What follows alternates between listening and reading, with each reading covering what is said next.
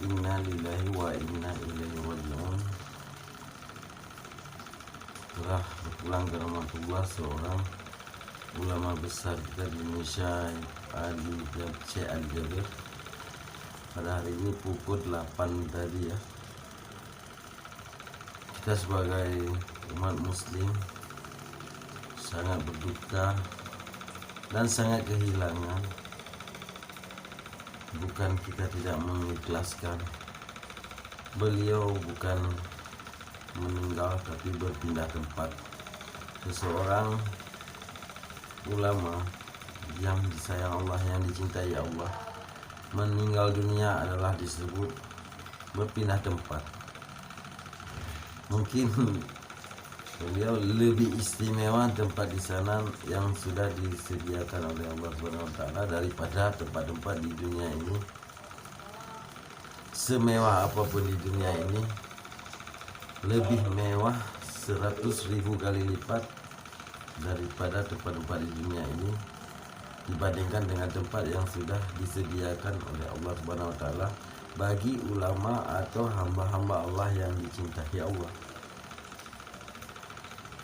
Kita bersedih, berduka karena kita sudah merasa kehilangan sebagai sebuah payung yang tempat kita berteduh, tempat kita belajar, tempat kita bertanya, tempat kita ambil hikmah, dan tempat kita ambil pedoman.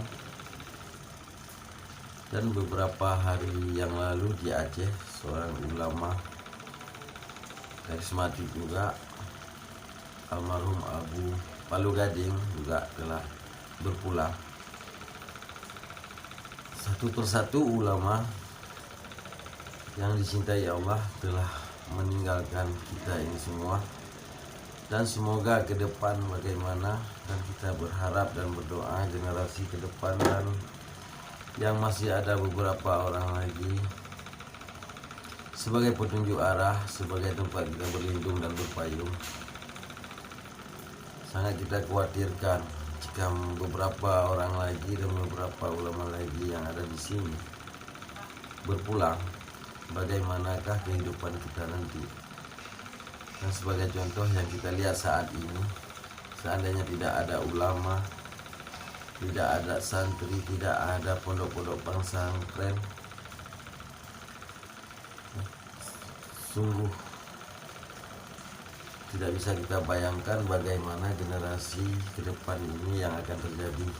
Contohnya saat ini saja kita lihat sudah hampir huru-hara kehidupan kita, baik di kalangan umat muslim, hampir berpecah belah sesama muslim, hampir kehilangan saudara. Apa yang kita kejar,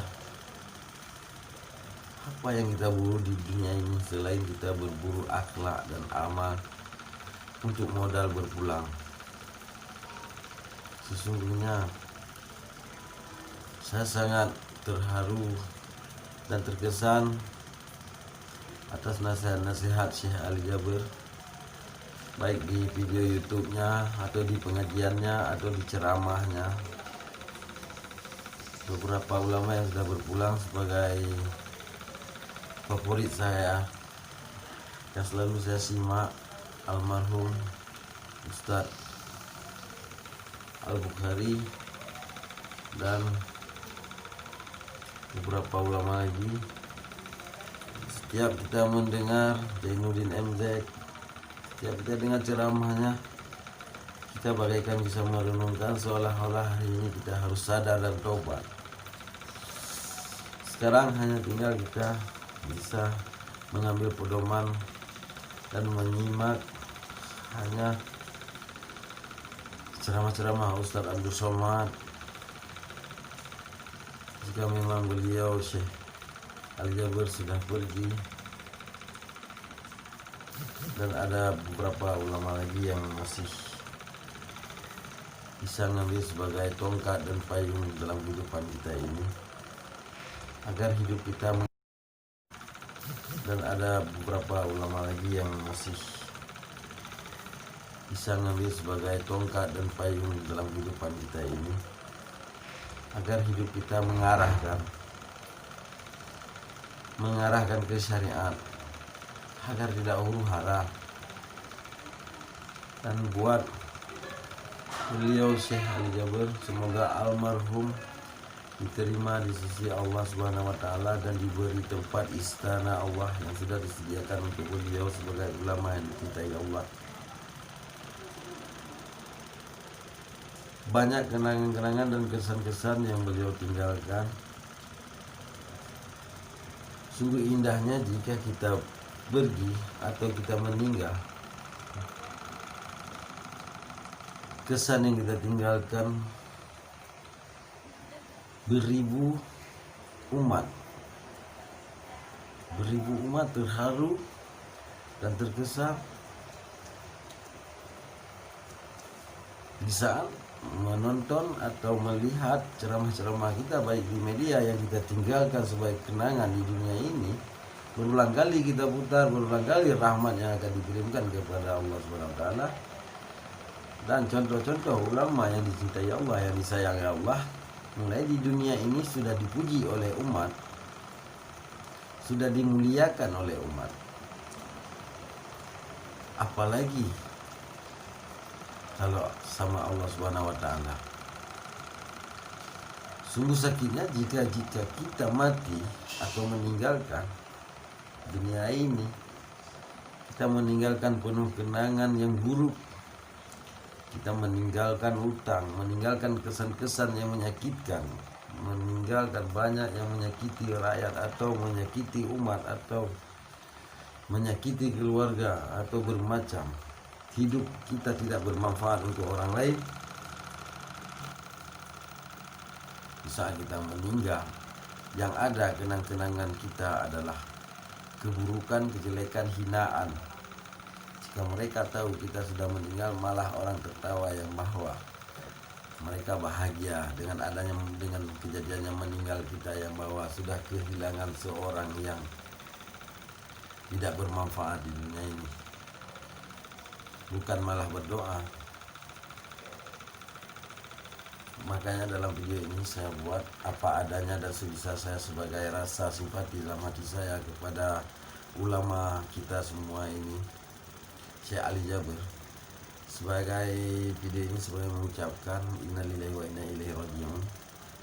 Saya mengikhlaskan, dan untuk kita semua juga mengikhlaskan, semoga beliau seperti saya bilang tadi mendapatkan istana, tempat yang layak yang diberikan, yang sudah disediakan oleh Allah Subhanahu wa taala. Dan semoga kita yang ditinggal di sini mengambil hikmah dan menjadikan contoh. Apapun di ceramah saya pernah ingat sekali, apapun yang terjadi ujian Allah dan cobaan Allah kepada dirinya, dia selalu menganggap kecil, karena dia selalu cobaan yang terjadi kepada dirinya adalah tidak seberapa daripada ujian-ujian yang diberi kepada Rasulullah oleh Allah Subhanahu wa taala. Jadi Syekh Ali Jaber, setiap ada cobaan yang diberikan Allah, tantangan yang diberikan oleh Allah kepadanya, dianggap kecil dan belum seberapa. Dia selalu membandingkan cobaannya tidak seberapa dengan cobaan yang diberikan kepada Rasulullah. Inilah sebuah contoh, itu saja yang saya pegang dalam hati saya. Jika apa yang terjadi kepada saya di dunia ini adalah tidak seberapa cobaan, baik saya kehilangan pekerjaan, gagal pekerjaan dan tidak mendapat rezeki, atau bermacam ujian, cobaan, musibah, saya selalu mengingat pesan-pesan Syekh Ali Jaber. Jangan mengeluh dan jangan kesal dan jangan marah dalam hati kita setiap ujian yang diberi Allah, karena tidak seberapa kalau dibandingkan dengan ujian-ujian yang diberikan kepada Rasulullah. Itu pengalaman saya ambil dari Syekh Ali Jaber. Nah, ada yang paling berkesan lagi sebelum beliau meninggalkan dunia ini. Dia pernah berceramah di satu tempat dengan mengatakan sama istrinya, tolong sediakan kain kafan, tolong sediakan kain putih, atau jangan menunggu saya pulang. Itu satu. Di saat dia ceramah di Tanjung Pinang, dia mengatakan di saat kejadian dia ditusuk di sebelah bahu kiri 10 jahitan oleh orang tak dikenal, dan dia akan dibawa ke hotel untuk diamankan setelah dijahit, diobati. Malah dia menolak. Ngapain saya dibawa ke hotel? Lebih baik saya mati di masjid daripada saya mati di hotel. Itu saya ingat sekali pengalaman-pengalaman yang seperti itu, agar kita bisa mensyukuri apa yang terjadi. Tidak pernah ada penyesalan. Tugas dia habis maghrib ada ceramah, habis isya masih ada acara lagi. Dia sudah terjahit 10 jahitan, Kapolda saja suruh istirahat. Cuman dia hanya meminta, tugas saya sampai nafas terakhir, sampai titik terakhir saya harus menyelesaikan tugas saya. Apalagi masyarakat di sini daerah Lampung sudah lama menunggu, menanti-nanti kehadirannya. Dia harus kuat dan sampai selesai. Akhirnya dia memilih lebih baik mati di masjid daripada mati di hotel, karena dia masih ada tugas-tugas hak dia yang harus diselesaikan. Itu satu yang sangat saya salut. Kenapa harus takut mati kalau memang di jalan Allah? Nah, begitu juga contoh untuk kita ini. Jangan pernah takut mati kalau memang kita harus membela agama Allah.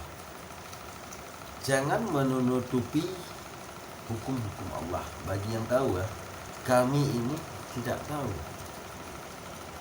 tidak seberapa tahu, hanya berpedoman kepada ulama dan kepada, kalau untuk akhirat, berpengalaman kepada ulama-ulama sebagai tiang dan tongkat kami ini, tempat kami berlindung. Hidup di dalam atas kenegaraan, kami berpatuh kepada pemimpin. Itu ada intinya. Jika kami patuh kepada pemimpin, jika memang diarahkan ke jalan yang benar. Tapi kalau kami membantah pemimpin, kalau kami diarahkan ke jalan yang salah, mudah-mudahan tidak ada pemimpin di Indonesia ini yang mengarahkan kita ke jalan yang salah. Ya. Setiap pemimpin harus bertanggung jawab, karena jangan sampai terjadi di saat kita menghisap nafas terakhir, saat kita meninggalkan dunia ini, kita meninggalkan penuh kenangan-kenangan buruk. Jadilah kita sebagai pemimpin, sebagai contoh Ali Jaber, walaupun dia pemimpin di jalan Allah, kita pemimpin sebagai kenegaraan, bagi kita muslim tetap harus bersatu dengan di jalan Allah. Tugas dan perintah yang kita jalani harus dengan karena Allah, agar di saat kita meninggal nanti meninggalkan sebuah kenangan-kenangan yang indah yang bisa diambil contoh oleh anak cucu. Saya sebagai warga masyarakat biasa, hanya ini yang bisa saya sampaikan, duka cita saya. Semoga Allah menerima beliau, memberikan tempat yang layak, mengampuni segala dosanya. Kita sebagai umat muslim sangat bersedih, selalu berdoa, dan apa yang ditinggalkan oleh beliau baik di media, ceramahnya, nasihatnya, selalu masih bisa kita manfaatkan, dan kita masih bisa mempelajari. Mari sama-sama kita mengambil hikmah untuk ke depan.